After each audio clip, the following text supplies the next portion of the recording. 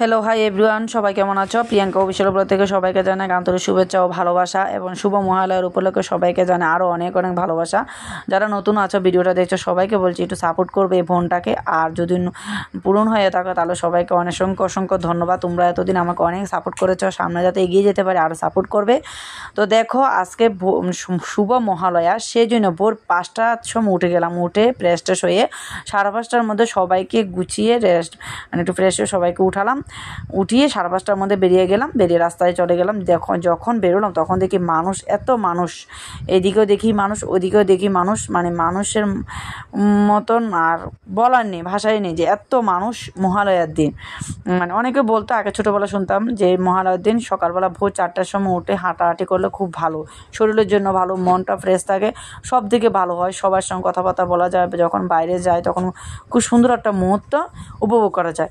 তো যখন বেরোলাম তখন স্টেশন দিয়ে যাওয়ার সময় মানে সামনের দিকে এগিয়ে যেতে এত মানুষ, ভাবলাম কী জানি হয়েছে, মানে কী কেন এত মানুষ মানে দাঁড়িয়ে আছে এখানে।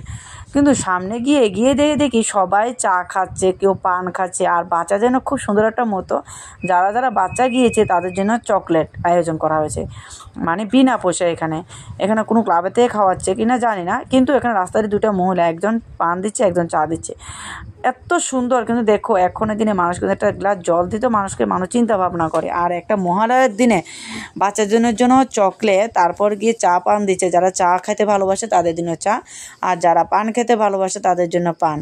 খুব ভালো লাগছে। তা আমাকে একটু চকলেট দিলাম, আমিও নিলাম, কিন্তু আমি খাই না সকালবেলা, কিন্তু আমার থাইরয়েড ট্যাবলেট থাকে, সেই জন্য আমি কিছুই খাই না কোথায় গেলে। একটু জল খেয়ে বেরোলাম শুধু ফ্রেশ হয়ে, তারপর বাচ্চাদের করে চাটা খেলো। আজকে বললো বড়ো ছেলে ছোটো ছেলে চা খাবে, তো ভাবলাম যে সকালবেলা উঠে গেলাম, ঠিক আছে খাক, অসুবিধা নেই, কিন্তু বাচ্চাদের চা খাওয়া উচিত নয়, সেই জন্য ও চা খাচ্ছে। আর আমার হাজব্যান্ডটা খেলো, কিন্তু পান খায় না। আমি কিন্তু চাও খাই না, পানও খাই না, এখন দুধের চা বন্ধ, কিন্তু লিকার খায় মাঝে মধ্যে, না হলে এমনিতে খাই না। তারপর এখান থেকে খেয়ে দিয়ে তারপর বললাম চলো ঠিক আছে খাওয়া হয়ে গেছে, এখন চলো হাঁটতে যাই। আজকে টিফিনটা কিন্তু এখানে হয়ে গেলো। তো সবাই হাঁটতে আবার চলে গেলাম অন্য রাস্তা দিয়ে একটু ঘুরতে। যতদূর যাচ্ছে ততদূর মানুষ, যখন যেদিকে তাকায় শুধু মানুষ, এত ভালো লাগছে যে ভোর মানে আমি আগরতলা আসার পর প্রথম আমি মানে ভোর 5টা থেকে 5:30টার মধ্যে বেরিয়ে সবাই রেডি হয়ে মহালয়ার দিন বেরোলাম। সত্যি কোনো দিন বেরোতে পারিনি, কারণ একা একা বাইরে তো ভালো লাগে না। তো এবার আমার হাজব্যান্ডের ভোরে ডিউটি ছিল না, আজকে দুপুরে ডিউটি ছিল, সেই জন্য আমি সবাই মিলে সকালবেলা ভোরে চলে গেলাম।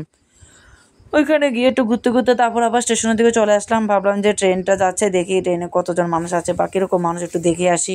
কিন্তু যে এমন দেখা যাচ্ছে যে আমরা যখন ভোরবেলা বেরিয়েছিলাম, রাস্তাঘাটে যত মানুষ তার থেকে কম ট্রেনের মধ্যে, কারণ আজকে মহালয়ার দিন, সবাই তো সবখানে যায় না, আর এটা যাবে করিমগঞ্জ, এত দূরে তো মানুষ সবসময় যায় না। আজকে একটা শুভ মহালয়ার দিন, সবাইকে যাবে, কোথা থেকে আসবে। তো অনেক ট্রেনের মধ্যে দেখলাম অনেক ফাঁকা। তো ভাবলাম ট্রেনটা দেখে একটু সামনের দিকে যাই, কোনো একটা শর্টকাট রাস্তা দিয়ে তাড়াতাড়ি বাড়িতে চলে যাব, কারণ বড় ছেলে এক্সাম, তো গিয়ে বাড়িতে পড়াশোনা করতে হবে।